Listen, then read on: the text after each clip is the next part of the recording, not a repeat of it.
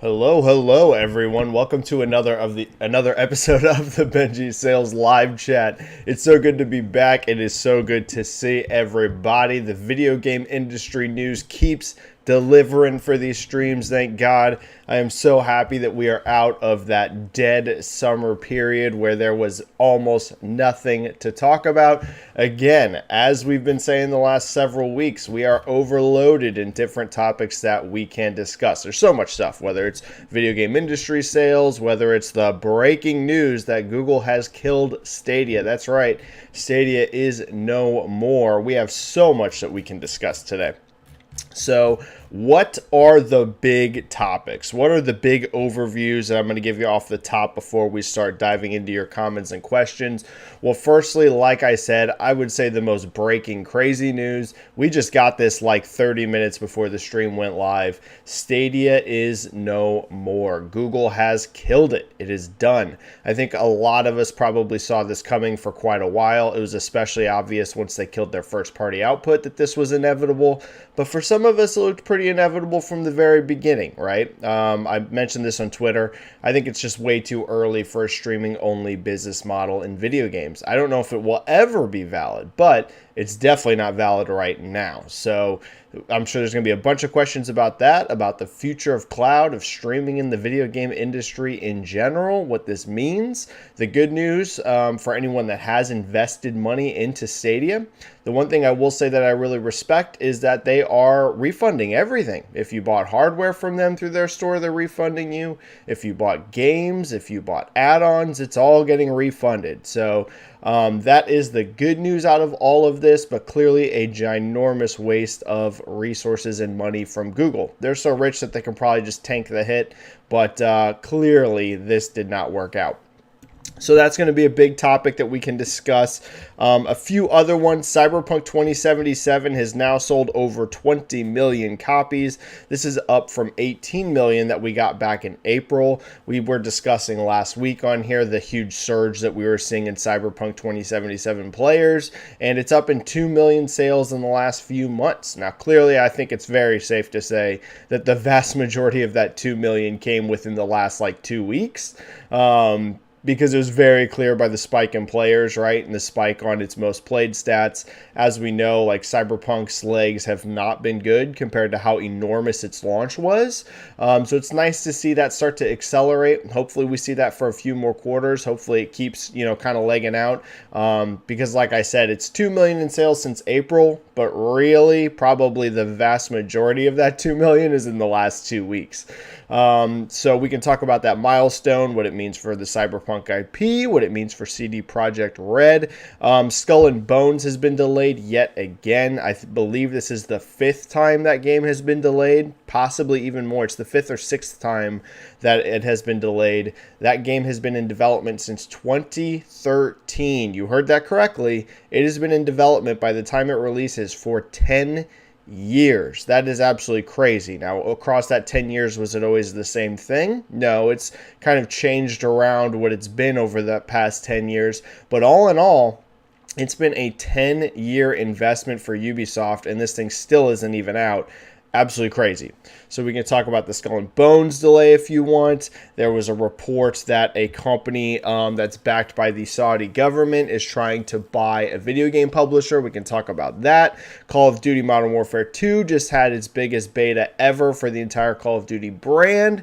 We can talk about our expectations for that. And HBO has released a trailer for The Last of Us, which is doing huge numbers and looks really dang good. So I'm sure there's going to be some questions about that as well. A ton of juicy topics to talk about. Now, if this is your first time ever as part of my live chat, the way it works, it's a stream, it's a show, it's 100% driven by you, your comments, your questions. You just drop them down into chat, and we get to basically the biggest news in the video game industry. There's going to be 2 ways to do that. First of all, of course, there's the free method. You just type a question, whatever you want, pops in the chat, and I get to as many free ones as I possibly can. If you want to guarantee that I get to your question, the way to do that is going to be the super chat option. Just type a donation, whatever you want. comment, I get the alert for the super chat, and I get to super chats immediately. Don't feel pressured or obligated to donate into super chat, just a way to help support me and the channel and also guarantee that I get to your question. So everyone start filling that chat up. Not a huge turnout right now so far, so we'll see how we're going to go in terms of questions. Last week, I barely even got to the free questions because the super chats were so generous. So if you have a free question, start filling the chat up right now, because we know how these streams can go sometimes. Sometimes I can get to most of the free questions. Sometimes I can barely touch them. Last week was unfortunately one of those where I barely got to them, but I think we'll get, a lot better this time around. There's a couple super chats, though, off the top. So let me hit those super chats first. All right. Forzathon is back, dropping the very first one here. Thank you so much, Forzathon. Great to see ya. Benji, when did Saudi Arabia enter the chat? They own SNK and are now investing $37 billion in gaming, off which $13 billion is meant for a big acquisition. Yeah, this is actually a pretty big news story. I didn't tweet about it because I was doing something whenever the news broke, but this is a big deal. Now, as you noted, they already own SNK, so this isn't the very first time we've seen them start to, get involved in all of this, but I can't say I'm surprised, and here's why I say that. The Saudi government, as we know, is unbelievably wealthy. Tons of money there.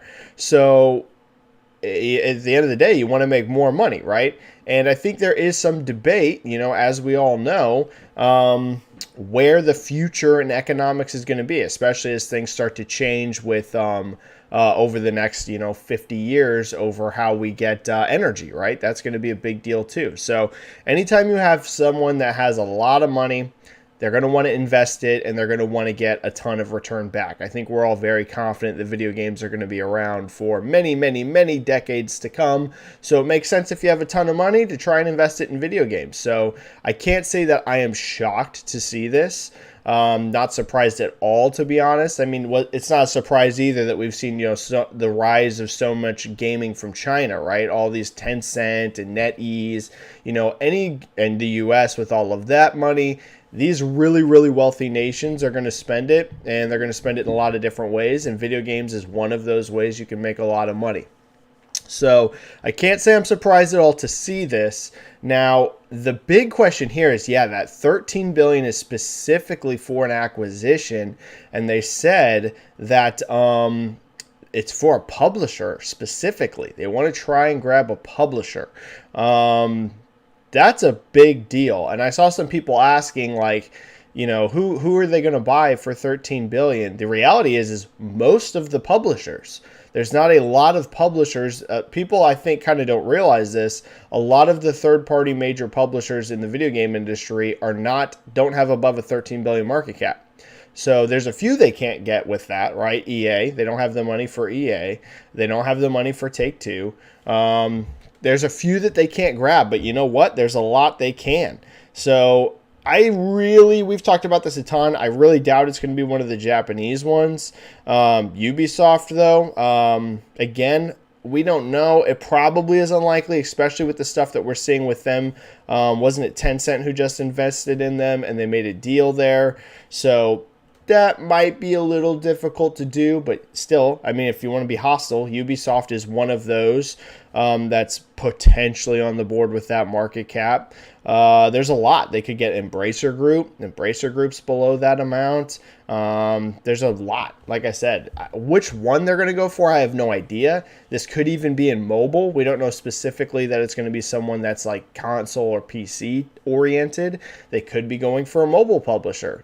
A lot of us forget on here because we're so, in the hardcore gaming community, a lot of times we don't really discuss mobile on this channel. And that's because I've just been honest about it. I'm not that interested in mobile gaming.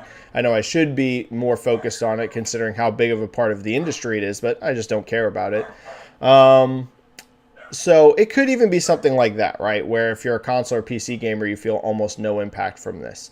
But I have a feeling it might actually be not. Like it could be one of the legit publishers that we all know. We'll have to see, but this is a potentially very big story incoming. So we need to keep an eye on this. Thanks for that super chat. Frostbite Slash here with a 20. Holy cow, incredibly generous Frostbite Slash. Frostbite Slash always with the incredibly generous super chats. You do not need to do that. That is very much appreciated. I've been following your metrics for the Last of Us HBO show on Twitter, and it looks like it's going to be huge. Yes, tracking is very good. Can't wait for it to release, and I can definitely see the TV show increasing the sales of The Last of Us Remake and Part 2. Thoughts? Yes, I agree with both. So for anyone that hasn't been following it, which, again, if you're on here, you follow me on Twitter, which means you've probably seen it.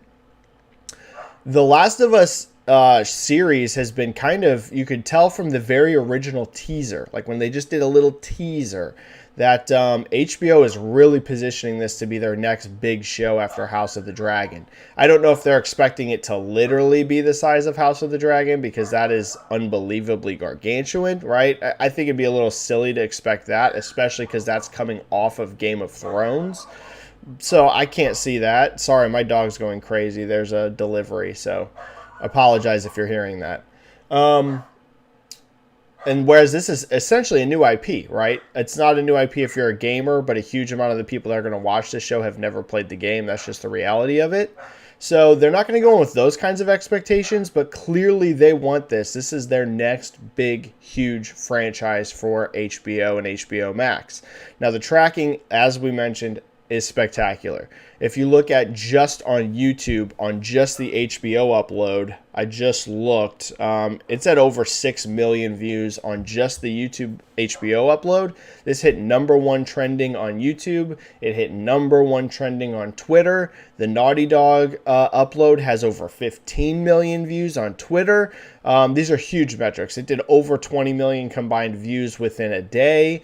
Very, very, very big. It helps that the trailer looks absolutely fantastic. I was blown away with the trailer. I've always been confident this would be good because of the people behind it. I mean, HBO does not make many duds in general. I mean, even if you didn't know anything else, if you just knew it's on HBO, that's already a pretty good indicator. It's already going to be at least pretty decent, right? Have they had some mess ups? Was the last season of Game of Thrones a mess? Of course. It was still a ratings monster, and it still won tons of Emmys. And the show as a whole, even if Game of Thrones ended messy, Game of Thrones as a whole is one of the best shows ever made. So, and they have tons of those, right? I mean, you could go down the list. The Sopranos, I mean, just tons and tons and tons and tons of mega hits. So as soon as you hear HBO, that's already like, ooh, this is sounding pretty good. Then you've got actors like Pedro Pascal on here. You've got Craig Mazin on it, who did incredible on Chernobyl. And suddenly you're like, yeah, this is probably going to be a good project. And that trailer absolutely delivered. I've seen some people a little critical of some of like the effects work, or like saying, you know, it doesn't look completely finished yet. You know, maybe it looks a little too clean in spots. I think it's very important to remember that this doesn't come out until 2023. There's still a lot of post-production to be done on this, right? You got to assume that this thing's probably at least 6 months away. It could be even farther. We don't know when in 2023. It didn't say early. It just said 2023. This could be next summer. So keep in mind, a lot of the shots you're seeing are completely unfinished still, a lot of color grading to do. You can go back and look at the very first teaser for House of the Dragon, for example, the very, very first one, and that also looks pretty unfinished compared to the final show in terms of like the overall look. So I wouldn't be too like paranoid about that sort of thing, because I've seen a few people say that. Again, I already thought it looked good, and this is, trust me, going to look better by the time you actually watch it, because this series is nowhere near release yet. There's still a lot of stuff to be done in post-production. So, going to be big.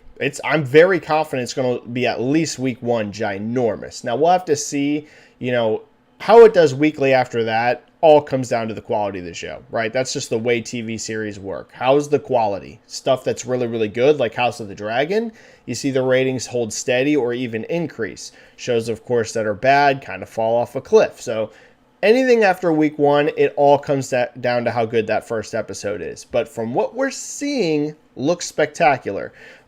It will boost The Last of Us Part 1 and Part 2 sales. Yes, it absolutely will. If it's good. If it's a good show, yes. I don't know if it's going to be the sort of boost we've seen out of stuff like Cyberpunk and The Witcher. Maybe, right? It very well could happen. But will it have some sort of impact? I am 100% certain of it. Yeah, because this show is going to be really, really big. Okay. Thank you for that super chat, Frostbite. Benji here with a 10 super chat. Thank you so much, Benji. Are we sure The Last of Us TV show's huge interest will translate into game sales? Follow up right after this. Apart from The Witcher 3 and Cyberpunk, other huge movie/TV show hits, Sonic or Warcraft, did not really. Well, I think Sonic is actually about to pay off. So in response to that, I think Sonic Frontiers is going to be the biggest launch in the Sonic franchise in a very long time. And a huge part of that, I think, is the movies. But you are absolutely correct. We haven't seen an exact 1-to-1 ratio. For example, the Uncharted movie did well. And we didn't really see a big boost in sales for Uncharted Legacy of Thieves collection, right? That kind of came out, did some sales, but nothing really like impressive, right? That did over $400 million box office. So, I mean, that's really nice for the first entry in a movie, especially coming out of the pandemic. I mean, $400 million for that's pretty darn good. It was very profitable. That movie was made. I'd have to look at the budget again, but I believe it was like under $100 or something. It was cheap, or it might have been $120. I think the budget was $120. I'm pretty sure it was $120 million. And they made 400, right? Even if you double that, which is the rule of thumb, they still made a lot of money on it. So, but we didn't see a huge lift, right? You didn't all of a sudden see Uncharted Legacy of Thieves just topping the charts everywhere, right? And you're definitely right. We haven't seen every single thing that's a big hit instantly translate into good sales. I would say for something like The Last of Us, though, I actually think it will, because it's very narrative focused. And also, I think this is going to hit a huge demographic of people that never played the original one, whereas some of these other ones, you can wonder how much of that was really driven by the gaming fan base. Clearly, a lot of people that saw Uncharted had never played the games as well, but also I think a huge chunk of that was from the Uncharted base. I'm seeing a ton of coverage for The Last of Us from people that have nothing to do with video games. Hollywood Reporter covered it like crazy. Deadline covered it like crazy. Variety covered it like crazy. Movie people that I follow on YouTube, like John Campia, is covering it like crazy.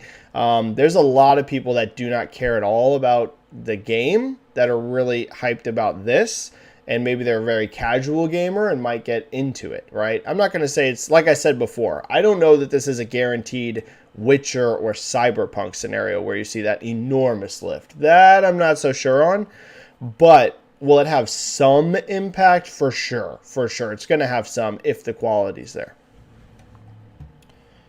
All right.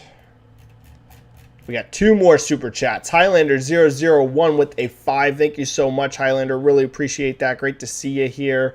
Hope you're having a great day. Google is shutting down Stadia. Do you see Microsoft trying to get some of that tech for their cloud gaming? That's a very interesting question. So I have never used Stadia, but everything I've heard from everyone that uses Stadia is that the technology is surprisingly good.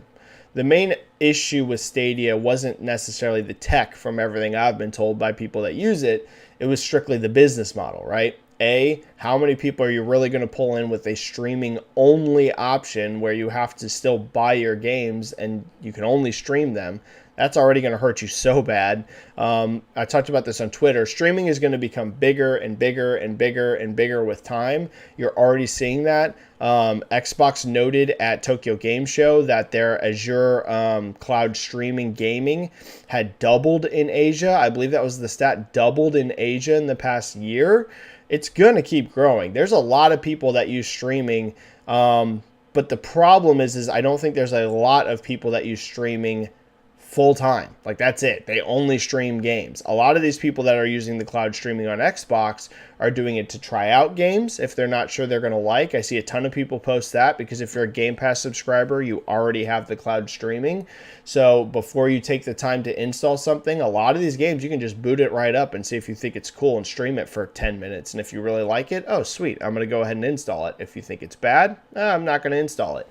I see a lot of people using it for that case scenario, people using it whenever they normally game on home at their console, but they're out somewhere, they're on a trip or something, they'll cloud stream it. So there's a lot of room and a lot of area for cloud streaming to be very, very useful in gaming. There's, I think, way less people that are just streaming full time. That's it. All I do is stream games. Like, that's not a very big amount of people. I'm not going to tell you there's nobody doing that, but it's just not a big enough one to support a whole entire giant gaming division. So Microsoft's handling this the right way. It's just a part of their business. They're still making consoles. They're still putting their games on PC. Cloud is just like an extra cool thing to have as part of their overall ecosystem. That to me is the way to do it, at least for now. Who knows? Maybe in 30 years, streaming is like so widespread that you could run a business off of just streaming, but it's definitely not there yet. Now, will Microsoft themselves try to get some of the tech? I've used Xbox Cloud streaming multiple times. I don't do it a ton, but I have done it a few times. I've even played whole games on there before, some indie titles. And I thought the tech is good, but it's not, I mean, it's good for what it is, but it didn't completely blow me away, but it was like solid. It was a solid experience every time I've used it. I haven't really had many bad cases on it. However, I've heard from most people that Stadia actually ran better and was more impressive. So potentially, I don't think, though, that Google's going to be willing to sell any of this tech or any of the secrets behind how they're running some of this tech, because they're talking about how they're still going to use it in other ways, potentially within Google, the technology behind it. So I would say it's unlikely that Microsoft's going to be able to get any of the tech for themselves. A, I don't know if they're interested in it. They might just have their own engineers and they want to just keep improving their own thing. And then B, I don't know that Google's willing to sell. All right, because they did note in this whole announcement that they're still going to try and use the Stadia tech in other ways within the company. So I would say probably not, Highlander. Microsoft is just going to keep using their own engineers and their own solutions to try and improve streaming more and more as we go. Joseki with a 2. The Diofield Chronicles kind of flopped. Really low numbers. Really low in Japan. I think it debuted at like 6,000 physical, if I recall right. I think it was almost 7, but I don't remember. But low. I would say I'm not surprised by this. I hate to say it. I bought it. I actually have it right behind me. I'm buying all of these Square Enix mid-range budget JRPGs because I just want to support the return of them, right? But I would say, yeah, Joseki, it's not looking great. I'm really curious what the budget on this game is. If it's really low, maybe with time they can leg it out to be profitable. Maybe. I have no idea. If this thing needs to sell like 2 million copies to be profitable, ain't no chance that's going to happen, in my opinion, at least from what we're seeing at launch sales. But if it doesn't need a high volume, if it needs under 1 million, maybe with time they can get there. You never know. Maybe a Game Pass deal comes in the future as well, because this is on Xbox, so there's always a chance later on they're going to get a cash influx from Microsoft. But yeah, Joseki, I would agree. Diofield, not a super impressive launch. Its genre doesn't help it too much, because not only is it a JRPG, it's also like a strategy JRPG, which doesn't have as wide of appeal as just your standard action JRPG, right? It's more in line. I haven't played it yet. I own it. But from what I understand, it's more in line with something like Fire Emblem.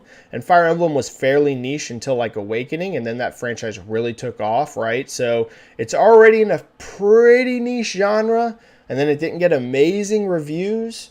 So I will say I'm not shocked to see this result, but yeah, it doesn't look like Diofield is going to like set any sort of sales charts on fire. I'm hoping the budget was really low, so this doesn't need a huge return on investment to be profitable. But we'll see, because I want to see these return, right? I know that it didn't get amazing reviews. Last I checked, it was a 75 Metacritic on PS5. I want these to kind of come back, though. I think there was a little bit there where JRPGs were all either Square Enix in particular, right? It was like Final Fantasy, Kingdom Hearts, and then not like much else in that like mid-range, right? They would do some cool stuff as like Switch exclusives, but you didn't have that like PS range, right? They would do some cool stuff as like Switch exclusives, but you didn't have that like PS2 era JRPGs getting pumped out that were in that mid-budget range. So I'm hoping Diofield in the long run can do okay. I'm hoping Star Ocean does okay. I'm hoping Valkyrie Elysium does okay. But I'm not expecting big sales out of any of these. If I had to guess, I'd say Star Ocean's the biggest, I think. Out of those three, Star Ocean seems to have the most interest of it. Of those three, it's also from a bigger franchise. So I would guess Star Ocean's probably, out of these ones, right? Obviously something like Crisis Core is going to be way bigger than all of these because it's Final Fantasy. But out of these like mid-range budget JRPGs, I would guess Star Ocean will probably do the best of them. But yeah, Deofield's not looking great. And thank you for that super chat. Great to see you, Joseki. Okay, super chats are cleared for now. Let's get into your free questions. Travel Peck saying, hi, Benji, what is up? Great to see ya. Exiza, Benji, it's Cyberpunk 2077, the first broken, unfinished game to sell 20 million copies. I think Anthem, Fallout 76, No Man's Sky, Marvel's Avengers, Battlefield 2042, etc. don't even come close, right? No Man's Sky might have. No Man's Sky has had some pretty unbelievable legs. Now, I don't know that. I have no idea. I have literally no idea where No Man's Sky's sales are. I don't think anyone knows. I don't think there's been an update on that in forever. But I know its legs have been really good. It still pops up in the Steam top 10 best-selling games sometimes. Let me double check, but I don't think there's been any sort of update for No Man's Sky sales in like an eternity.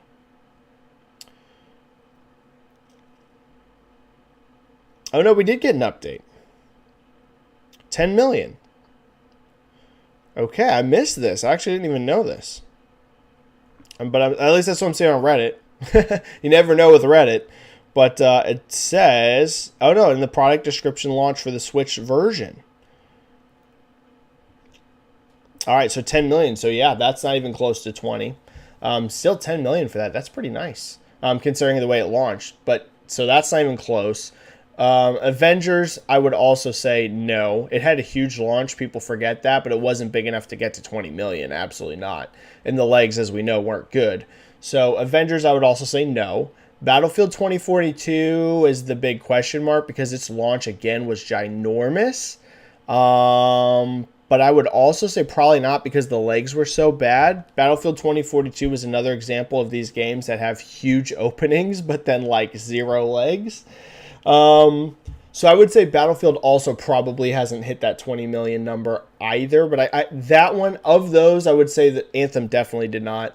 Of those, I would say the closest is probably Battlefield just because its launch was so big.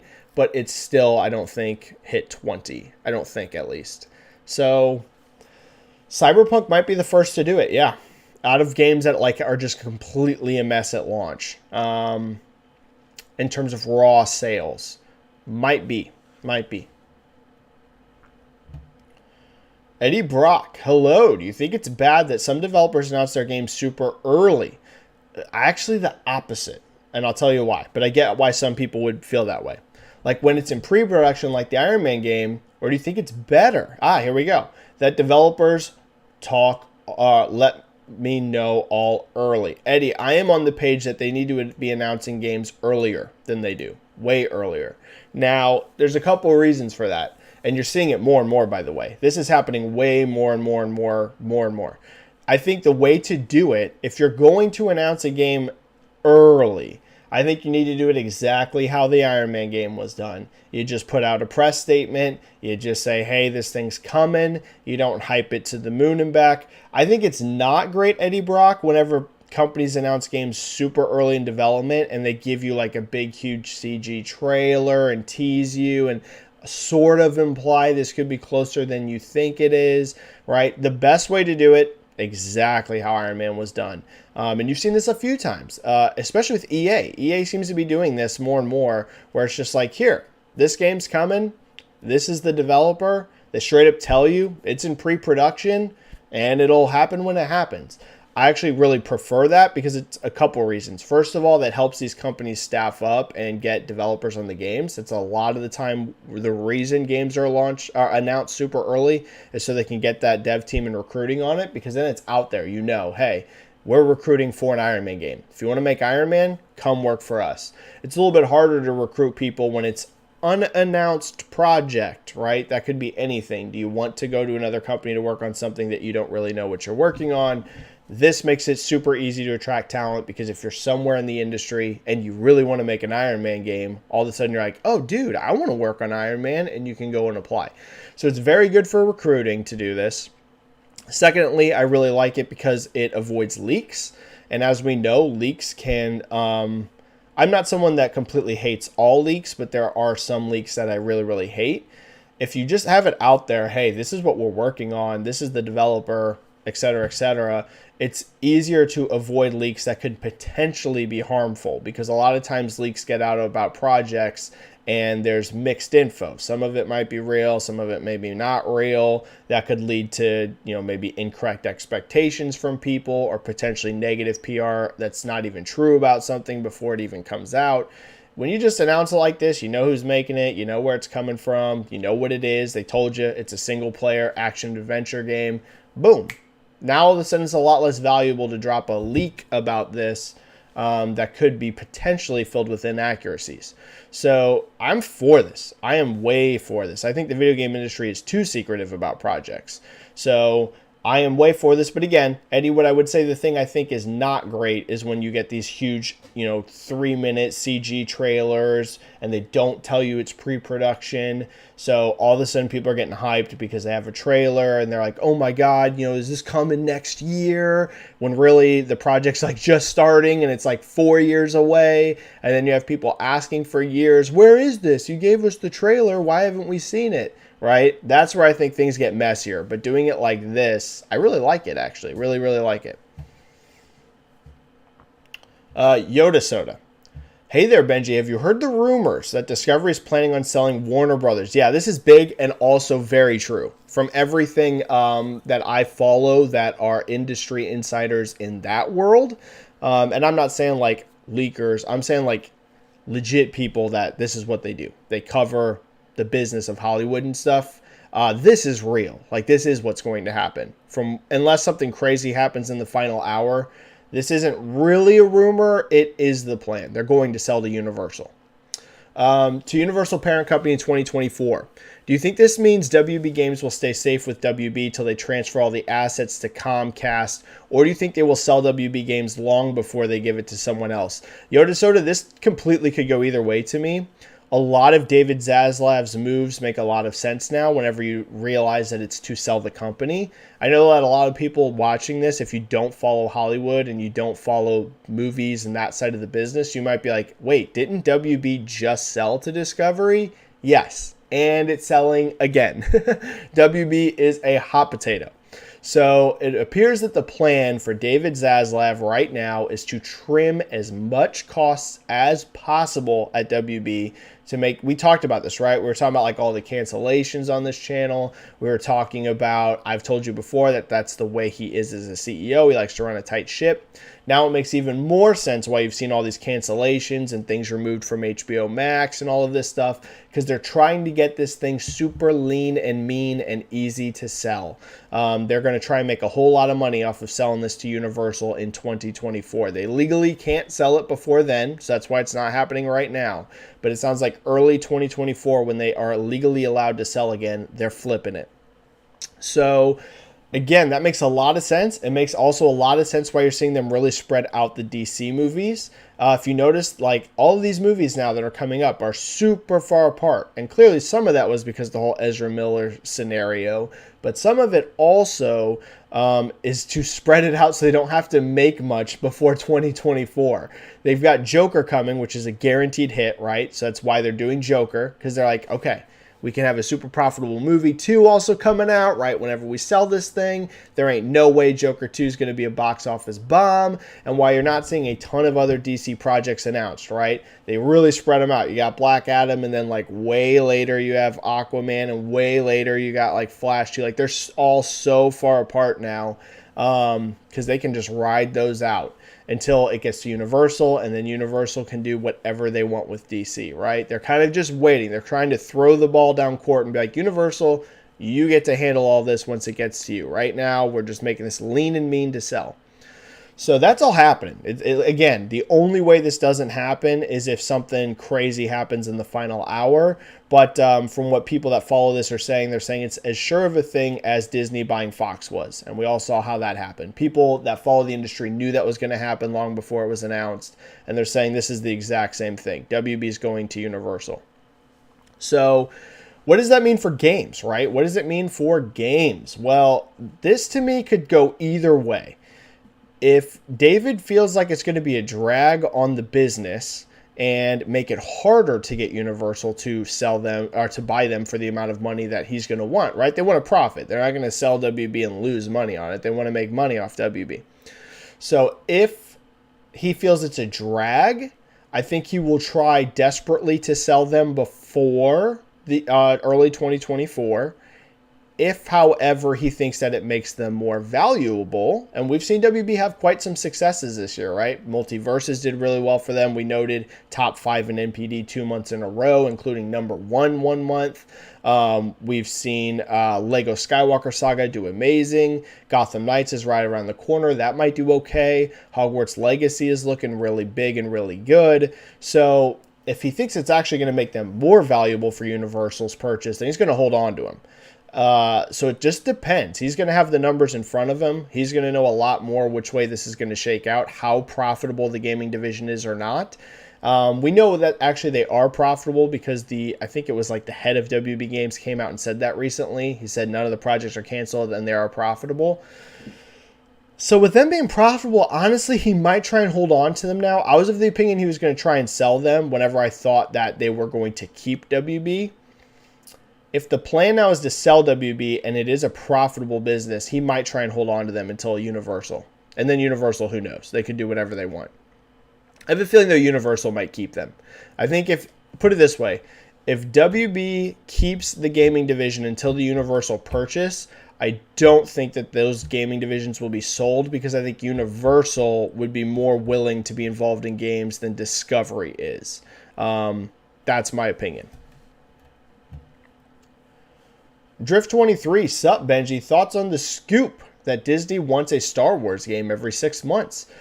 Some people were really upset about this, but I'm not.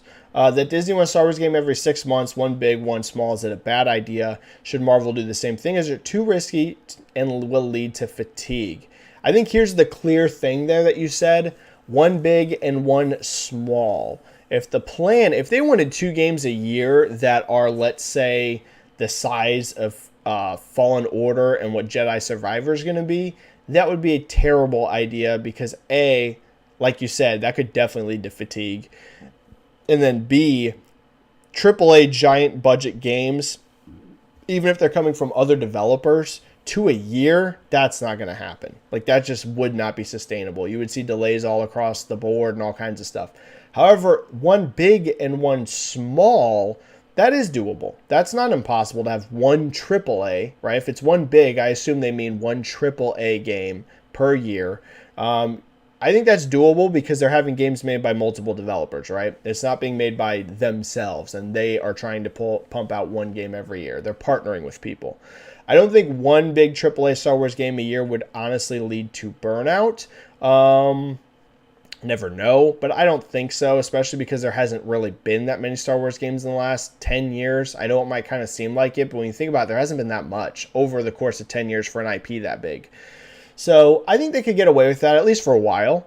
One smaller one alongside of it, that's fine. That's not going to lead to any super bad things. Now, will they always be able to hit that? I'm doubtful. 2 Star Wars games a year, even if only one of them's AAA, does seem optimistic. But I think aiming for one AAA game Star Wars a year is not that big a deal. I'm going to be perfectly honest. I think there's enough life in that IP to support it for sure. I definitely think so. I mean, we saw Jedi Fallen Order be a colossal success. I cannot overemphasize, guys, that was one of the most successful single-player games of the last 5 years. Literally. It was one of any publisher, not EA, of any publisher. Fallen Order was one of the most successful single-player only games we've seen in the last 5 years. Easy. This was a colossal success. Even the Battlefront games, and especially Battlefront 2, which was really negatively received, that still sold a freaking ton of copies. And they even said a smaller game like Star Wars Squadrons was profitable and above their expectations. So there's plenty of life in this IP for quite a few games. Again, I would be really worried, though, if they were saying like 2 AAA games a year. There's no way that would happen. Like, that ain't going to work. But one AAA game a year, I think so. That's fine. Again, at least for now. And maybe eventually that leads to burnout, but I don't think it'd lead to burnout in the next 3 to 4 years or anything, no. Jason Benjamin, games nowadays take extreme... Wait, I think there were some super chats. Let me make sure. It's been a while, and I thought I might have seen an alert. There was 2 super chats. Highlander with a 5. Sony is going to offer tier customer support with paying to skip ahead. Is this Sony shooting themselves in the foot? No. I think this is the thing that 99% of people have no idea even exists. So I think you're talking about... now, I could be wrong. I think you're talking about maybe the bonus with like their rewards program that they will get priority. Here's the thing. If it's like a huge issue, like all of a sudden if you need support and you're waiting like weeks, okay, something like that would be an absolute disaster, right? That would truly be a disaster. If it's something that's mostly unnoticeable, which I suspect it will be, maybe it's going to impact you by a day or so, I don't think 99% of people will know. I think this is a sort of thing that is only really going to be known about in the hardcore community. So that would be my opinion on it. Again, unless this like becomes some sort of crazy scenario where all of a sudden you're impacted by like a week or 2 weeks on your support, like you have to wait long periods of time because of it, and suddenly, hey, I need my PS5 repaired or something, and you're waiting forever because other people that have skip ahead or have priority because of the rewards program, like it's so far backed up, okay, that would be very, very, very bad. And the bad PR from that, I think, would reach way beyond hardcore gaming community. But if it's something that's going to impact you by like a day, I don't think anything's going to happen, to be honest. I don't think anyone will even know. Like, your regular gamer that just casually plays Call of Duty and Madden and GTA on their PS5, I don't even think they'll know that this is a thing. So that would be my thought. It's all about time. How much are you actually impacted? Ramses Cabrera here with a 5. Benji, have you seen the JRPG Kickstarter project for Arm Fantasia and Penny Blood? It's the first time I've seen a double Kickstarter campaign. Thoughts? Ramses, I have not seen this. So I really apologize because I really appreciate you putting a super chat in there. I have not seen it because I have not... I'm trying to think. Have I even backed any Kickstarter before? If I have backed a Kickstarter, it was a long time ago, and I can't quite remember. I think I almost backed Shenmue, which I didn't end up doing in the end. I'm not huge on doing Kickstarters. I always said that the one that I would pour a ton of money in would have been Alan Wake 2, but I'm very fortunate in that Alan Wake 2 is just getting made. I always said, I was like, I don't really do Kickstarters, but if I don't have anything against it, it's just not something I've ever done. Or again, like I said, if I have, it's been a while. Alan Wake 2 was the one where I was just gonna be like, I don't care. I'll throw it. Here's friggin' $500 because I loved Alan Wake 1 that much. And I was so unsure if it was ever gonna happen. So I haven't seen it. It's interesting. So it's a double Kickstarter from the same company or person, I'm guessing is what you're saying. They're gonna make 2 games, Armed Fantasia and Penny Blood, like 2 different games. I would say it sounds like a risky Kickstarter to back if that's what it is, because we've seen a lot of Kickstarters where not even one of the games is delivered. I hate to say it, or the one that is delivered eventually is really low quality and not at all what was promised. We have seen this sort of thing happen. So if that's what it is, Ramses, I'm not telling anyone not to back it. It could be awesome, could be fantastic. I'm just saying from the outside perspective, if that's what it is, that would be a little worrying, because I'd be a little bit like, are you really going to be able to deliver 2 games off a Kickstarter? Because like I said, a lot of people struggled to even get 1. And you're going to get 2. That seems like a big promise, but you never know. And I apologize if that doesn't actually address your question, Ramses. I haven't seen the actual Kickstarter, so I'm a little just playing off what's presented here. Timmer72299 with a 2 super chat. Thank you so much, Timmer. Hope you're doing well, Benji. Love your vids. Well, Timmer, I appreciate it. You never miss a chat. I'm doing good. My long COVID is essentially over, guys. Yay. Woo, woo, woo. I was one of those people, I never was a COVID denier or anything like that. But I always wondered, what's long COVID really like until I got it. And, for me, it sucked. Just exhausted for almost, I got at the end of July, almost 2 full months I was really tired. I had crazy muscle aches in my legs. I told you guys that. My legs were killing me for like a month and a half, off and on, but like they would just get so sore. Like the muscle pain was, I talked about it. It would be like if you worked a crazy leg day, like working out. That's what it felt like. It wasn't to where like I couldn't even walk or anything, but just the muscle aches were crazy and the fatigue was crazy for almost 2 months. But it's like gone now. I've been lifting weights again for the last like 2.5, 3 weeks. Feeling way better, Timmer. So thank you for asking. Like I said, my long COVID now feels like it's basically done. So that's good. I'm very happy about it because it sucked. It sucked. And some people have it way longer than me. There's people that have had long COVID for like a year. I feel really sorry for them because I had it for about 2 months and it sucked. Luckily, I didn't get some of the worst stuff. Like I said, there's people that have like really bad brain fog and can't remember anything. There's people that have like chest pains and shortness of breath. None of that for me. It was just really tired and crazy muscle aches. Jason Benjamin. Games nowadays take extremely long time to develop nowadays, more than ever. Do you think there's a solution for that, or you think it is for the better for games to take long to develop? Oh, it sucks. I hate how long games take to develop, not just from a consumer perspective, but from a business perspective. So much is riding now on every individual project for these studios and publishers, because if you do mess it up, you've got another 5 to 6 years or something for some of these games until you get another crack at it, right? Nowadays, it's considered like a quick turnaround if a game's out in 4 years. I mean, it's a bummer, but we freak out when it's 3 years. When a game is 3 years after the last one, you're like, oh my God, they're so, streamlined and good at developing. And it's true. Like, that's how big these projects are nowadays. I'm not saying that that's not true. It is. Nowadays, getting a AAA game out the door within 3 years, incredibly impressive. And we don't see it that often. A lot of times it's 4 to 5 years. Some of the biggest studios can do it, but not a lot. Most of them, it's 4 years minimum. So I hate this from, like I said, not just consumer, from a business perspective, because it's going to make people way more risk adverse. That's why you see a lot of sequels. People are always like, I want more new IP. And of course, they are bringing more new IP. There's always more new IP coming to the market. But franchises and sequels are always going to be incredibly appealing because they're at least safe. And you're like, hey, we got this one game coming, and then we got a 4-year wait. So hopefully that hits. So let's make a sequel. Like, it's a lot more appealing than if you can get something turned around quickly. That's one major difference between the movie industry and the gaming industry, is that movies take like 2 years. Like, some of them can take longer. I'm not going to say it's impossible. Some movies take 3 or 4 years, right? 4 is almost unheard of. But, 3 years for a movie, it's rare, but it can happen.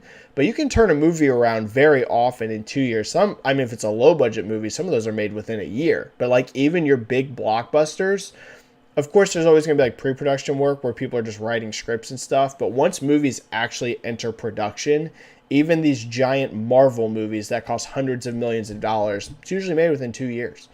And it's a totally different business than gaming, right? Of course, it's a totally different business. So I'm not saying games should come out within 2 years.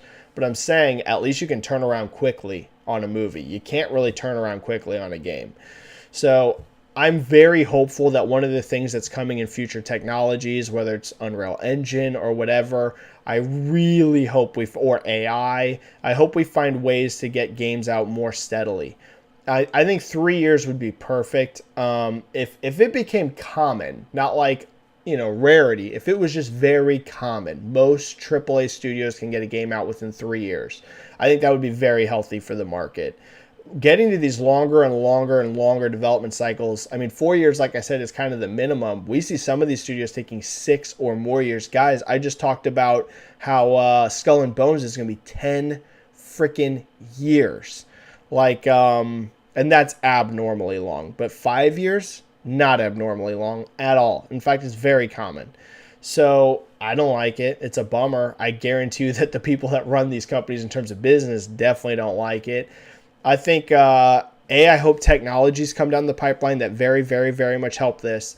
And then B, I think a lot of studios need to transition to developing 2 games at once. I know you're going to have to staff up to do that. But I think you need a new game releasing more quickly. And you're seeing a lot of that in the industry. A lot, dude. CD Projekt Red just announced, that this year they officially started simultaneous production. They have 2 full games in development at the same time, right? They're already started the next Witcher game. And from all the hints, after Phantom Liberty, they're starting the next Cyberpunk game. We know that Sony Santa Monica, they're making God of War Ragnarok. We also know they're spinning up for a new IP there. Obsidian Entertainment, they always got a couple games coming. Insomniac, they got Spider-Man, and they got Wolverine coming. I think that is going to be the future for a lot of studios. You need 2 teams. And I know that that's not easy, but it's very risky on your business if you got one game. Let's say it bombs. I don't ever want to see a game bomb. Let's say you spend $100 million on a game, it comes out and it bombs, and you've got 4 or 5 years until you got anything else coming out. Dude, that is a risky business proposition. If you had 2 teams going, it would suck to have a game bomb. But if you knew, dude, this is terrible, but 2 years from now, we got another game coming, at least for our studio, that's a lot better than if it's like, well, that bombed and who knows. 4 or 5 years from now, we're going to roll the dice again and see what happens. So I'm hoping. I think 2 teams is very, very important, or at least 2 game projects. They don't both need to be the same scope, but you need at least, I think, more than one game happening at a time. And also hopefully technologies will help. But we'll have to see. Ghost Tunnels, Benji Boy, Disney Dreamlight Valley did extremely good. 1 million players. Oh, I didn't see that. 1 million players. Nice to see. Very happy for it. And that's it's not even full access out. This is just early access.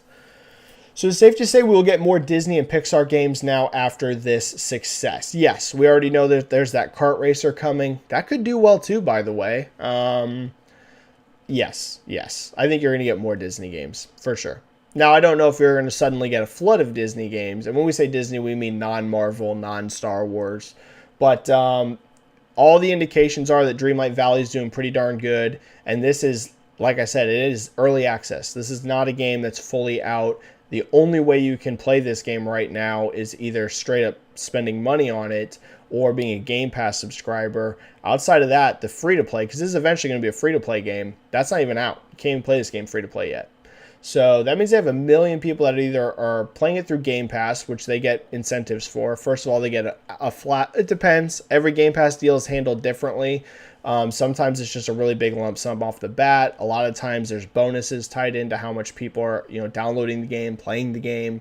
This has been in the most played and most popular list on Game Pass for a while. So I imagine they're probably going to get some bonuses out of it. Plus they have people buying it. So looking good. And I think that kart racing game might do pretty well for them as well. So I do think you'll see more. I do. Think we got maybe a super chat. We did. Benji, this is an easy question for me to answer because it's not real. Benji with the 5 super chat. Benji, thoughts on the latest Halo rumors? Battle Royale plus campaign 2025. It's not real.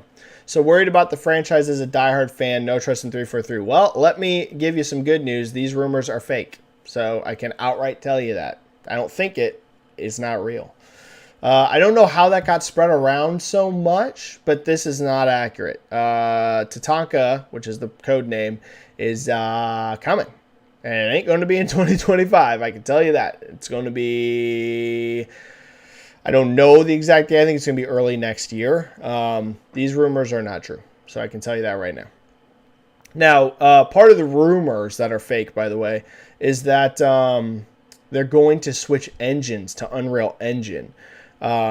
This is also not true. However, what I would say, or at least not, it's not a current thing that's happening, at least with mainline Halo. That I know. Do I think it might be a good idea in the long run? Here's the thing. From what I've heard, they are having some issues with recruiting and having help on their games because of Slipspace. It's a proprietary engine. Guys, there's a reason why, and I know this is bumming Digital Foundry out. If you watch Digital Foundry's coverage, they're all upset about this, which I understand. Me and Digital Foundry are going to look at things very, very differently, though. They're going to look at it as purely a tech perspective.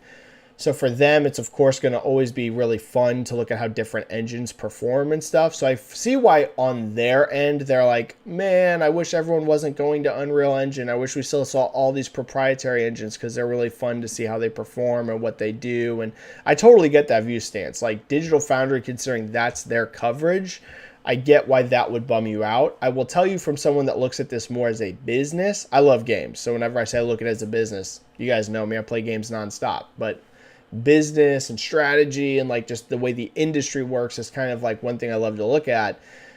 It makes perfect sense to go to Unreal Engine. In fact, I don't see why many companies would have their own bespoke engine nowadays. Yes, it's nice that you don't have to license out an engine. Yes, it's nice that, you know, if you completely own it, you're going to get tons of money back because you're not licensing anything. There's no fees to go to Epic. But the reality is as these games get bigger and bigger and you need bigger and bigger and bigger teams, if you make it on Unreal Engine, it is incredibly easy to get support. I mean, it's always hiring people is never easy, but it's a lot easier when you're like, our game's on Unreal Engine. Because the vast majority of developers in the world know how to use Unreal Engine. So if you need to staff up, if you're down into that last year and you don't want to crunch like crazy and you really need people to come onto your project in that next year, you can be like, we're on Unreal Engine. Come on. Y'all know how to use Unreal Engine. We can get you up to speed within days.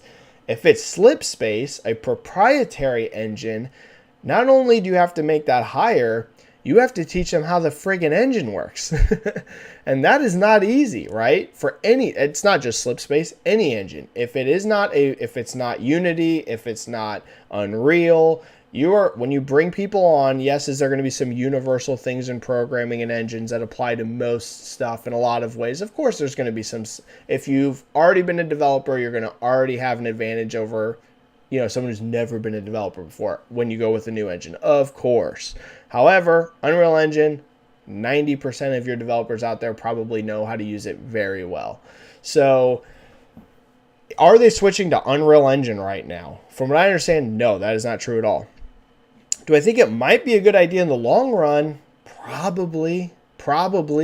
You know, it's going to make development a lot easier, way easier. It's going to make getting people on your projects way easier. When you're in a situation like right now where you really need people so you can get content out for this game that's a live service that's struggling, it's way easier to get contractors and just quick hires onto something when they know the engine they're using instead of having to completely teach them how Slipspace runs.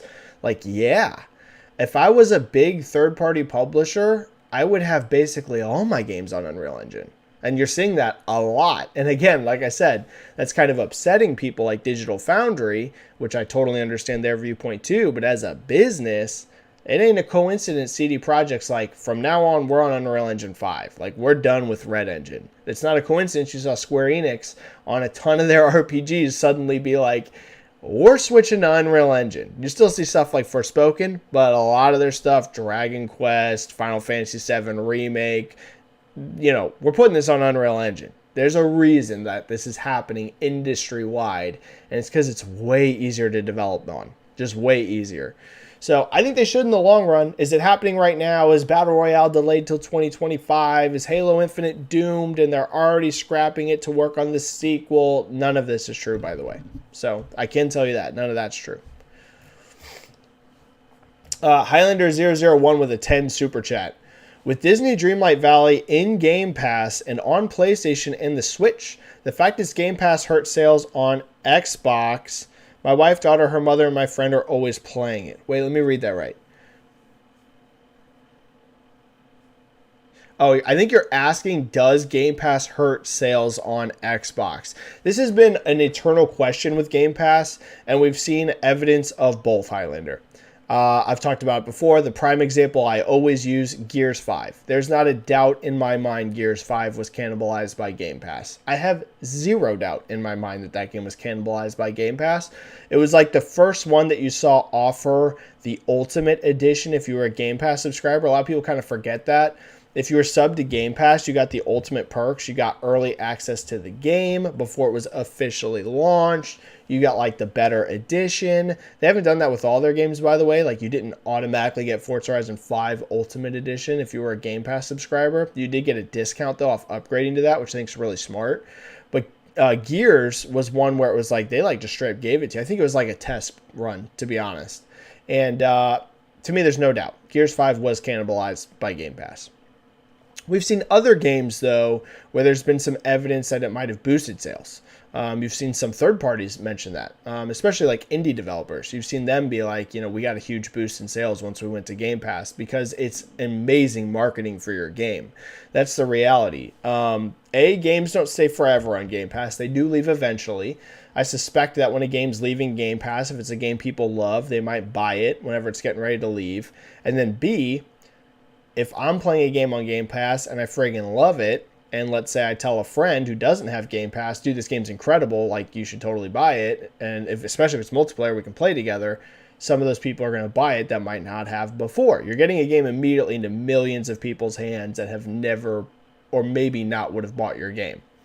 So I think there's case-by-case examples. I don't think you can just universally throw a cloak over it and say, it boosts game sales. Or you can say, it cannibalizes game sales. I think there's both. I think there's going to be games that get cannibalized. My hunch, especially Microsoft first party, and some games that potentially get a boost off of it. Here's the thing, though, that people need to remember. The business model is not the same. This is something I struggle with a lot whenever I talk with people that only care about sales. Guys, my name is Benji-Sales on social media. The reality is the world is not only about sales anymore, especially with Game Pass. These games are getting either or both a lump sum immediately to come to the service. So you're immediately getting cash. So let's say your game theoretically sells a little bit less on Xbox because you put it on Game Pass. You also probably got a ton of money to put it on there. So who really cares? If you're getting the same amount of revenue or even more, and your game sells a little bit less, but you're getting more money than you would have originally gotten on the Xbox platform in general, equal or even potentially more from the lump sum, sweet, you're still making money. And let's say your game's very successful on Game Pass, you also can potentially get payouts on how many people are playing the game, how popular it is, whether it keeps getting renewed to stay on the service. Hey, it's really popular. Your game was originally scheduled to leave in 8 months. Here's Microsoft. Yo, let's sign another check. We don't want you to leave Game Pass. Like, thinking about game sales as only, with the rise in subscriptions, as only about sales would be like thinking about the movie industry on Blu-ray sales, right? Like, it's going away. Now, it's never going to go away completely. People still buy Blu-rays. People still buy DVDs. People are going to still buy games for decades to come. But it's not only about that anymore. It's also about how much you're getting from these subscription services. How much are you getting to get signed onto the subscription? How much are you getting post-launch on the subscription? How much is Microsoft renewing that? What are the bonuses like? If you're on PlayStation Plus, how much is Sony paying Stray to launch day one on PlayStation Plus? Like, you cannot only look at the industry anymore as only boxed retail or digital sales, unless it's a platform that doesn't have subscriptions. I would say on Nintendo specifically, it's still very important. PlayStation 2, obviously Microsoft is going to be the least affected by just retail or digital sales in terms of how you look at their ecosystem. But PlayStation, it's going to be Xbox. There's the most, Game Pass changes everything there. Then you have PlayStation, which is more in the middle, right? They get the PlayStation Plus monthly games, which aren't free, guys. They're paying these companies to put their games on PlayStation Plus monthly. Then you also have games hitting their PlayStation Now, or not PlayStation Now, their PS Plus Extra tiers, which they're paying money to get games on that, of course. Then you have Nintendo, who, let's be real, they're the least involved in the subscription space. So I would say Nintendo's the one you can look the most at, just straight up, how do games sell. Then PlayStation, and then Xbox. Honestly, it's the least important, but it's still a factor. It's not that it's not a factor, but it is the least. If it's a game that's on a subscription, I would say. If it's not on Game Pass at all, okay, that's a different story. But if this is a game that's on Game Pass, you can't just look at sales because they're getting money in other ways as well. All right. Highlander with a 10. Oh, no, I already did that one. Matt Duffy with a 2. How long have we been going? I've got time. We're good. Benji, you should do a live chat every day with a smiley face. I don't do a live chat every day, Matt, because 2 reasons. One, I don't know that I if there would be enough news topics to do one every single day. I've thought about it. If I did one every day, I would quit my job. And that's a little risky for me because I don't have near the YouTube support to do that kind of thing. Nowhere near, right? Guys, I hate being a retail worker. I am wasting my life away being a retail worker. An entry-level one. It'd be nice if I was a manager or something, but I'm not. We've talked about this. I'm the guy that literally just checks people's out and stocks stuff on the shelves. That's what I do every day in my 30s. It's a bummer. So I would not have time to work a 40-hour job plus a stream every day, right? That I cannot do because I'm literally working 40 hours a week. So I couldn't do that plus a daily stream, so I would have to quit my job. As amazing as the YouTube support I get on here is, it's no way enough to sustain me enough to, quit my job. And then also on top of that, A, I don't know if there'd be enough news topics, to do a stream straight up every single day. And B, I don't have the size audience that could, like I said, that could support me quitting my job. The super chats here are super, super helpful. They literally empower me to even be able to buy games. If I didn't have the YouTube revenue, I would not hardly be able to buy games because I'm just scraping by the skin of my teeth in life. So I would need way bigger YouTube channel to be able to straight up quit my job because as amazingly supportive as your guys' live chats are, I just don't have the size audience that could literally keep me afloat. So I would love to. Who knows? Maybe one day we get there. But my YouTube is so much smaller than my Twitter. And there's just not enough revenue in it for me to be able to quit my job. That's the problem. I could definitely do more content where I was doing like uploads, like, just a short 8-minute video daily. That I could do, but I couldn't do like a straight up stream every single day. That I couldn't do it and work my 40-hour job. But thank you so much, Matt. I love doing these chats, and I love that people like doing these chats. We have a very hardcore group that's here darn near every week, so I incredibly appreciate your support. The viewership is very, very stable. I don't have big viewership, but it's very stable viewership, which means that the people that like doing these chats really like doing them, and they stick with them. So I'm happy with that. But yeah, I would need way bigger YouTube to do this every day. George Corona the third with a 10 super chat. Thank you so much, George. I very much appreciate that. That's incredibly generous, incredibly nice of you. With Series S being so successful in Japan and in general, yeah, they noted that this is what's leading to a lot of their new Xbox consumers is the Series S. Do you think Microsoft pushes companies to properly optimize games for that system and not just Series X more than they thought they'd have to? Yeah, if you're a developer nowadays, you kind of really have to support Series S because it's selling a lot of consoles, like a lot. A huge chunk of Xbox Series total sales is Series S, and that's definitely not surprising with the way the economy in the world's going right now. There's a lot of markets that are having a lot of economic trouble, and having a console out there that's way cheaper offering makes a lot of sense. We've talked about this before. In hindsight, Series S was one of the most brilliant things Microsoft did this generation. Do I think that Xbox Series sales would be where they are right now, the fastest selling Xbox ever, if they only had Series X? I am very doubtful of that. Series S was just brilliant. I know it's not super exciting from a tech perspective, right? You're always going to wonder how much are games being held back by it? How tough is this on developers having to develop for a weaker hardware? Like, I totally get all of that stuff. But the reality is, in terms of Microsoft's business, it was brilliant. It has helped them out so much. So much. And it will throughout the generation. So, honestly, it's such a sizable part of the Xbox ecosystem now that, yeah, George, if you're a third-party developer, you got to make sure that Series S version is at least good. Like, I'm not saying, of course, not everyone's going to have their Series S version be like unbelievably optimized, and you can't even believe how well it runs on the system. But you need a very solid Series S port because that's where a lot of your people that are playing your game on Xbox, that's going to be how they're playing it. A big, big chunk.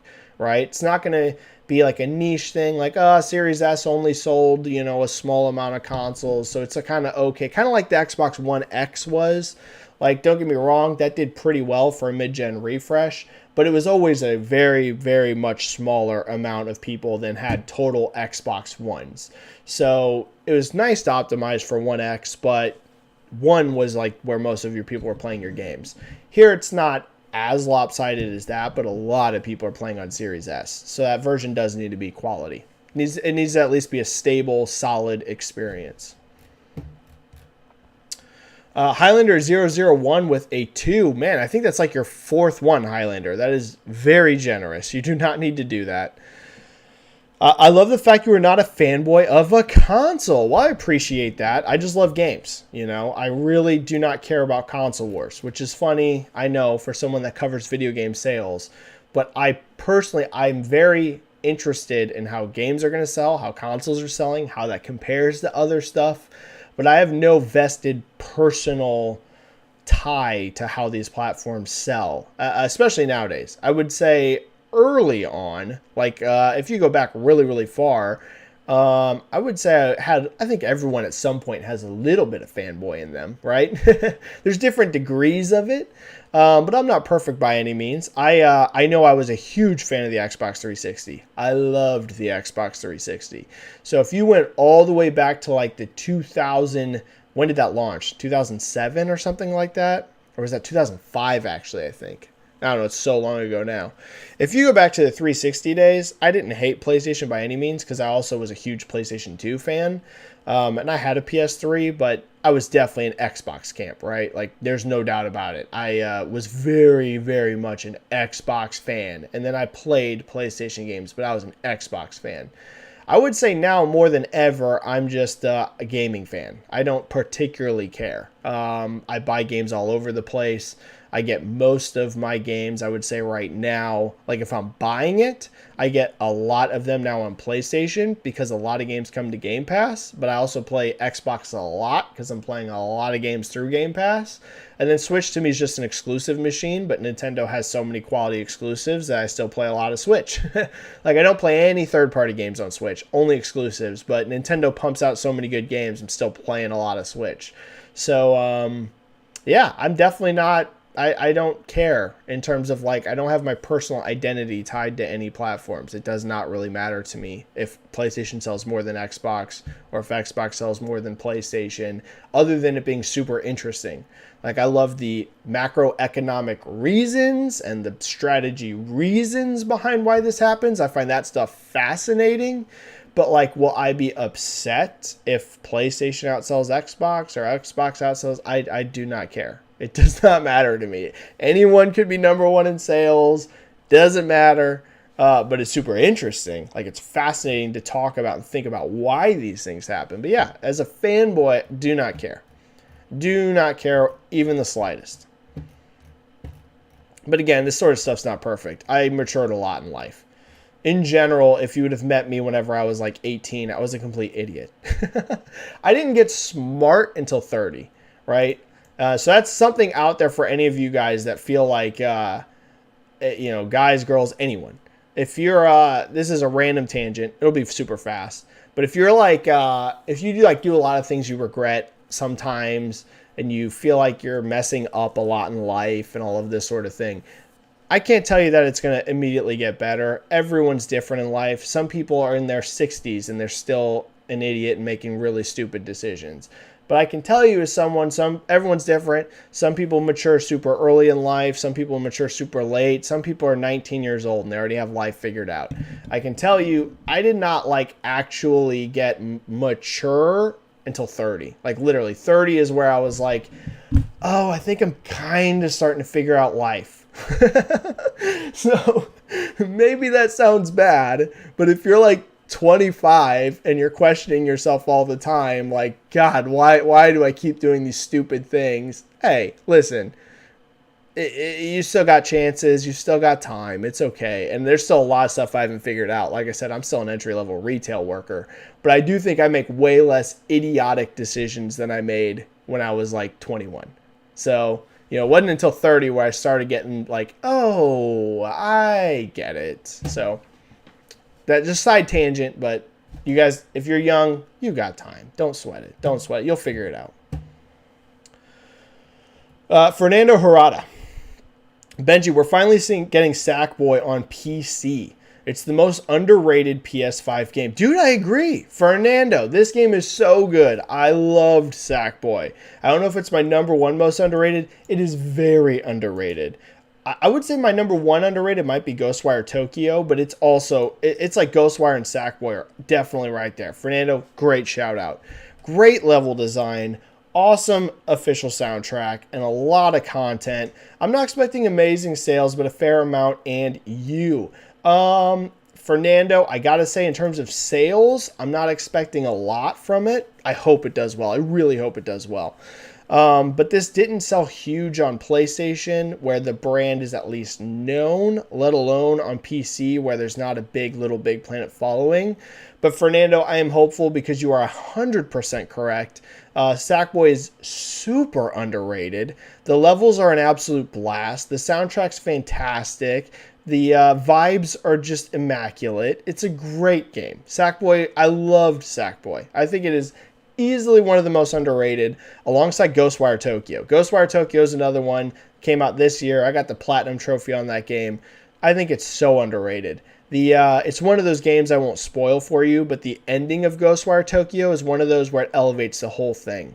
You know, have you ever seen that like with a movie or something where it's like, movie's pretty good, and then it ends, and you're like, man, that was really good. That's the way Ghostwire is.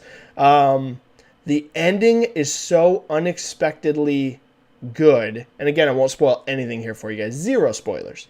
But the ending of Ghostwire Tokyo is so unexpectedly good and powerful and moving that it elevated the whole game for me. And I liked it before, but then I beat Ghostwire, and I was like, wow, what a game. That was really, really good. So yeah, Sackboy and Ghostwire Tokyo, I would say, are probably my two most underrated PS5 exclusives. Yeah. Obviously, Ghostwire will be on Xbox later, but very great games. Travel Peck, what do you think of the numbers of The Last of Us show on HBO? Yeah, great. If season 2 and 3 maybe are about game 2, do you think this will make Sony say, go and make The Last of Us 3? HBO will ask Sony to do so. Well, Travel Peck, I am 100% confident that The Last of Us Part 3 is coming. Now, is that going to be their Naughty Dog's next game, or is it going to be a new IP next? I have no idea. But we already know Neil Druckmann has written the outline for The Last of Us Part 3. It's not like some super, unless they have started development of it, but we know that the core outline of what The Last of Us Part 3 was going to be, Neil has already written that. He already knows what Part 3 is going to be. Again, not every detail, again, unless this was months, this might have even been a year ago he said this. This was like after, or maybe even 2. This was sometime after Part 2 came out. They were asking him if there will ever be a Part 3. And Neil said, like, we have the one sheet. Like, we know what Part 3 is in concept. That, to me, you don't do that unless you really know you do want to make Part 3 one day. Part 2 doesn't really have much, I won't spoil it, but the ending doesn't have much closure, I would say. It does not feel like the end of that story. You could end it on Part 2 if you really wanted to, but to me, that doesn't feel like the way you end that franchise. I feel like there's still some stuff to be told there. So I don't think there will be more than 3 games, but I do think Part 3 is going to happen. Now, is it going to happen next or a new IP? That I have no idea. If the HBO show is a huge hit, I definitely think that will encourage them to make Part 3 even faster. My theory, I've seen a lot of people speculating that what they're going to do is that Season 1 is The Last of Us Part 1, and then you immediately, Season 2, go straight into The Last of Us Part 2. I actually don't think that's what they're going to do. I think one thing that they're going to buy more time with, and also give us stuff we've never seen before, people forget a lot of times there's 5 years in between Part 1 and Part 2, and we don't see a lot of what happens in those 5 years in the Part 2 game. You get some flashback sequences, you get some hints, but there could have been all kinds of stuff that happened in that 5 years in between. I have a suspicious feeling that, let's say Season 1's a colossal hit. I think Season 1 is going to be Part 1. I think Season 2 is going to be set sometime in that 5 years between Part 1 and Part 2 to get more seasons out of this show. and then I think you move into part 2. So that's what I'm thinking. Season 3 will probably be the beginning of The Last of Us Part 2. And you could easily split The Last of Us Part 2 into 2 seasons. That game is immense. In fact, there was even criticisms. As we all know, The Last of Us Part 2 had a lot of drama around it in general. I like the game. I don't think it's perfect, but it is a very good game. But one of the controversial things of many around Part 2 was the length. Some people were like, this game's way too long for like a story-focused linear game. Like, it should have been shorter. It's so dang long. I'm not one of those people, but it is a beefy game. That could easily be 2 seasons, no problem. You could easily split that game, zero issue, because it is so dense. So, but I think that season 2 might be in that 5 years in between, because there's a lot of stuff you could do there, which would get you potentially 4 seasons at least. But yeah, part 3 is coming one way or another. Eventually, might be a while, but they're definitely gonna make The Last of Us Part 3. Even with all the drama, part 2 still sold over 10 million. You're gonna make part 3, and it's not done selling. Benji here. Grand Theft Auto costs. Oh, thanks JCat for deleting the bot. JCat. Shout out to JCat. Thank you for dealing with the bot. Super appreciated. You're amazing, JCat. Grand Theft 2 super chat from Benji. Thank you so much. Grand Theft Auto 6 costs $2 billion according to the leaks. How? Oh man. Okay, so here's the thing. This I don't know if we have 1,000% proof of, but the person I believe, if I'm following this like at a distance, but from what I've seen, I believe the person that leaked the other Grand Theft Auto 6 stuff said that the budget for 6 is $2 billion. Okay. Could I believe the total investment for GTA 6 plan is to be $2 billion? This sounds insane, but I could potentially see it if you're going to chart it as the entire development period plus all the launch marketing, because guys, it will have the most expensive marketing campaign in video game history. Just the marketing for GTA 6 will be hundreds, with a plural, S. Just the marketing will be hundreds of millions of dollars. Hundreds of millions of dollars for the marketing of this game. And that's without counting a cent of the development. They will spend hundreds of millions from giant ads all over the globe. This thing's going to be friggin' everywhere. But them already spending $2 billion, which I think is what the report is, that to me seems almost impossible. So I agree with your how question mark. That to me, because you've spent $0 on marketing yet, and it's just a math issue. How many freaking devs would you have to have on the game to hit a $2 billion? I don't know if I buy that, Benji. I do not know if I buy that it's already sunk $2 billion in cost. That to me seems damn near impossible. It just doesn't seem like there's enough developers on the planet to have to be being paid that much money. Obviously there's on the planet, but you know what I mean. At Rockstar in general, even if you have a freaking thousands of people on this, $2 billion already seems almost impossible. So that I'm not sure. Dangerman's asking, where's the report? I think that's from this leaker, but I don't know. Again, I'm following this from a distance. I do not buy that they've already sunk $2 billion in it. Again, I just don't buy it. This being over $1 billion to make, yes. Hundreds of millions is just going to be on marketing, let alone the development period, which was going to be an enormous workforce. They're going to spend over $1 billion on this in the long run. But $2 billion before you even start your marketing campaign, I just can't believe it. Yeah, exactly. Dangerman, $500 million a year on dev is impossible for Take-Two. I agree. I just can't see it. I can't see it already being $2 billion before your marketing campaign even starts. I just can't see it. So Benji, it's a fascinating question, and I agree with your how, because I just don't see how it's possible. All right. I'm almost done. I'm going for just a few more minutes, guys. A few more minutes. And then I got to bounce because I got to go to work today. So just a few more minutes. So I'm gonna blast through a few more questions. Casual Gamer, you didn't fully respond to my question, so asking again. Do you think Disney will listen to the feedback regarding Disney plus Marvel Games Showcase? Oh, I think from last week you asked this. I forgot about that. And make their next one better in 2024. If they do another one, which to me is now a big if after how this was received, if they do another showcase, it does need to be way better. I would say the pace was fantastic because this thing moved quick. That was great, right? You're just like bam, bam, bam, bam. Nothing lingered too long. You were just on each game for just like a couple minutes, and then you were on to the next, on to the next, on to the next, on to the next. Pacing, fine. They don't really need to mess with the pacing at all. And again, Blessing, I thought, did a great job hosting it. It wasn't Blessing's fault what was shown. Blessing did a great job. Go ahead and bring Blessing back next year from Kind of Funny. He did a great job. Pacing, keep that pacing the same. Pacing was great. You got to have better content. You got to have better content if you're going to have an actual, like, if you're going to bill it as a showcase, it can't be almost all mobile games. I mean, not really. Like, there was, like, a couple console things in there and then, like, a lot of mobile stuff in there. Like, I get that Marvel and Disney is very invested in the mobile space. I'm not saying you don't do any of that stuff, but they barely showed anything of substance. So you need to have a better showing. So if they come back, Casual, if they do it in 2024, there's some good things. Blessing did great, pacing great, but yeah, they got to have more to show. They got to. Yug Yang, hi, why some franchises like Injustice, Lego, Marvel never got a third entry in their franchise despite selling extremely well? Injustice is a good question.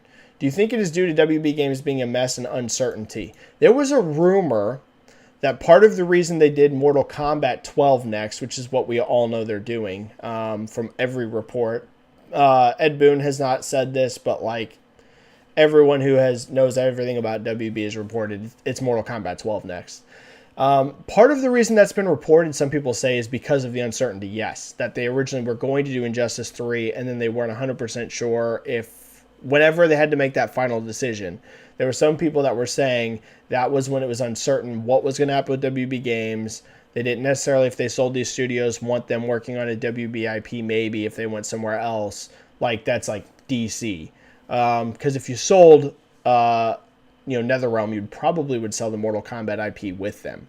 So that is a report. I have no idea on the truth of that, but there was a report that is why Mortal Kombat 12 is next and not Injustice 3. I would have loved to see Injustice 3, but yeah, could be. Could be. Lego Marvel, I don't know. But Injustice, yeah, that's the report. Drift23, do you think PlayStation could partner to work with second and third party studios on more Marvel exclusive games? Get asked this a lot, Drift23. I suspect only Insomniac is going to work on Marvel because I suspect they're the only ones that want to.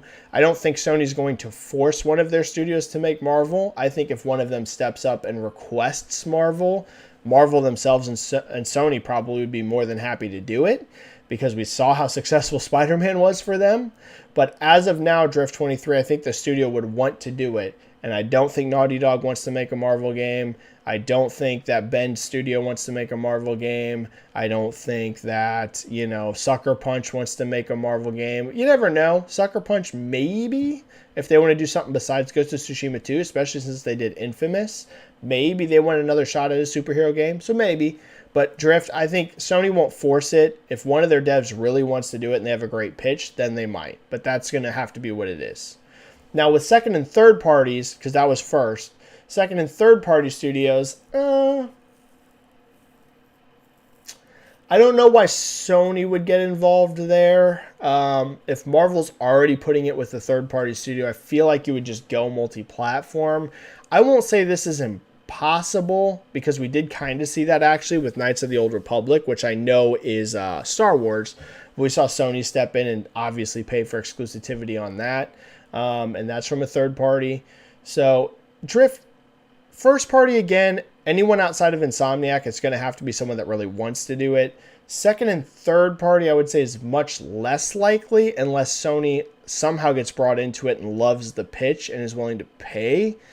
But that gets a little trickier. So I'm going to say unlikely on second and third party, but not impossible.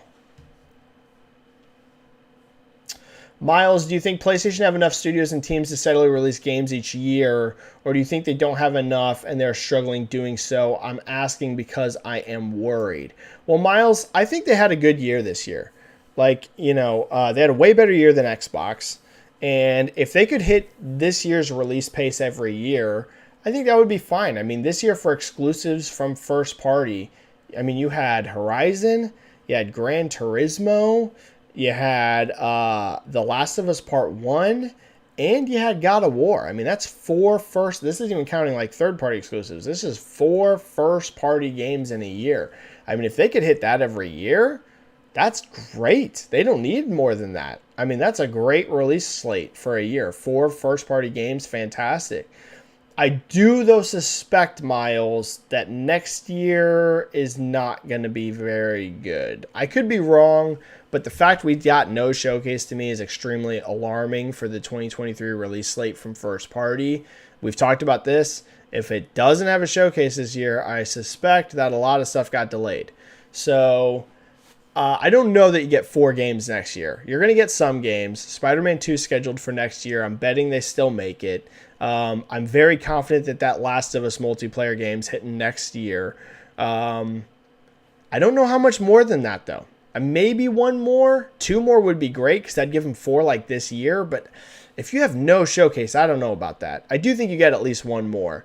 But I think they have enough studios to have a solid year each year. I don't know if they have enough studios to have an amazing year each year.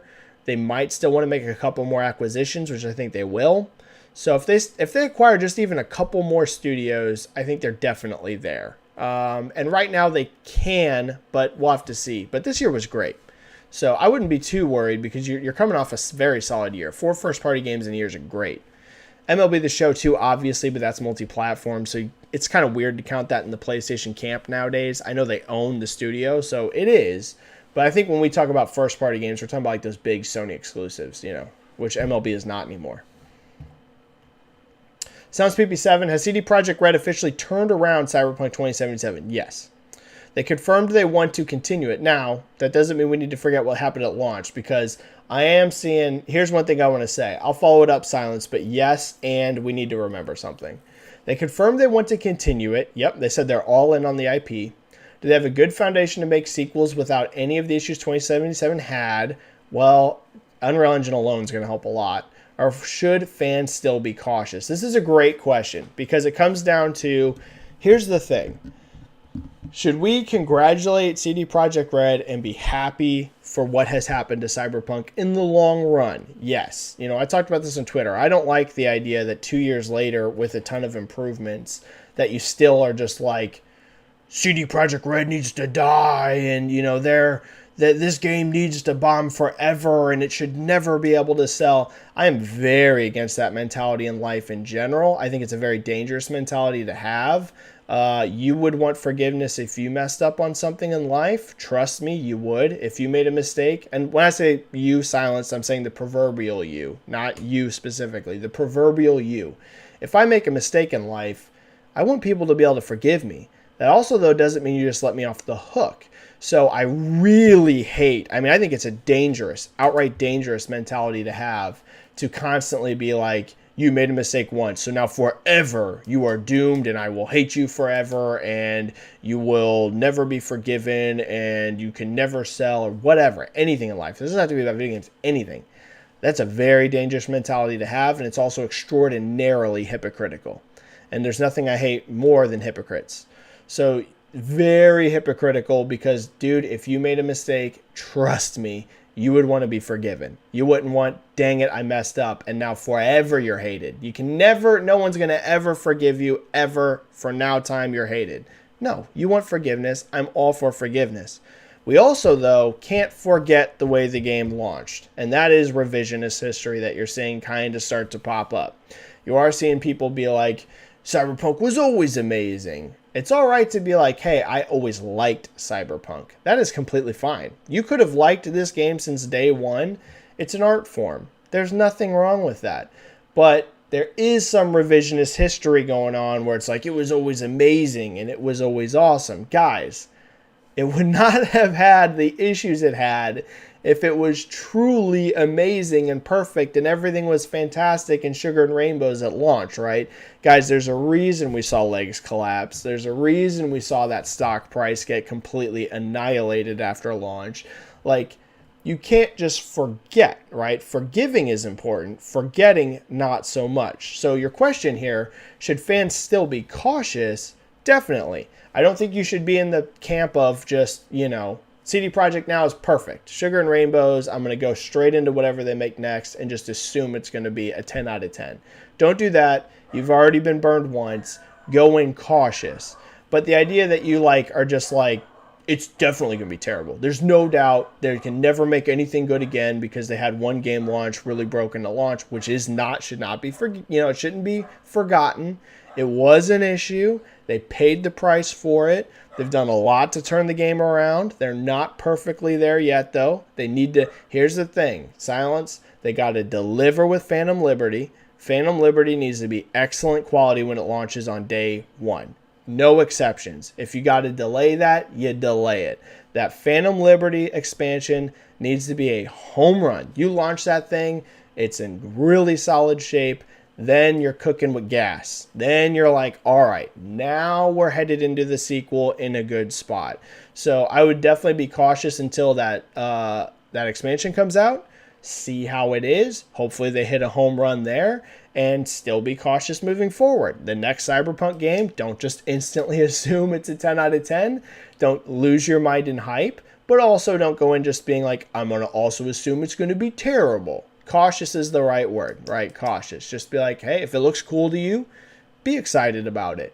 But don't go in blindly trusting them over it too, you know what I mean? So that would be my thoughts on it. But yes, they are turning around that brand. They are turning around that IP. The work is not done yet. Phantom Liberty is a big telling sign. That needs to be excellent. And if that's really good, they'll be headed into a good spot with the sequel.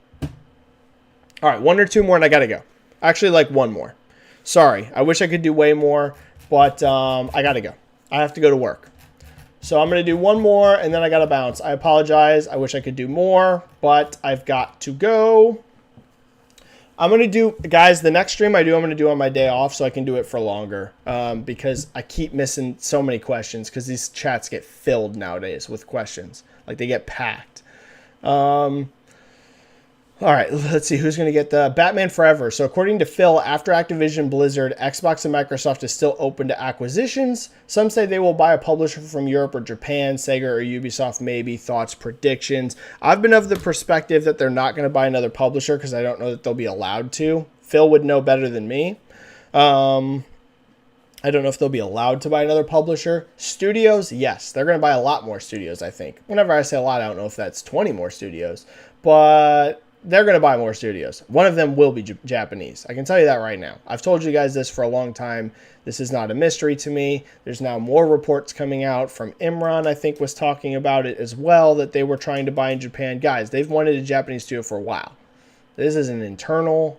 They want a Japanese studio. Now, a Japanese publisher, I don't know about that. I mean, that would be crazy, but that'd be, I don't know. But are they going to buy a Japanese studio or found their own Japanese studio? Yes, that is happening. I know they already own Tango. That was part of Bethesda. There's still more coming. They're either going to buy a studio in Japan or they're going to found their own studio in Japan. So, yes. Ubisoft, no, I don't think so. I think they're too involved with Tencent now. I think if anyone acquires Ubisoft, it's going to be Tencent.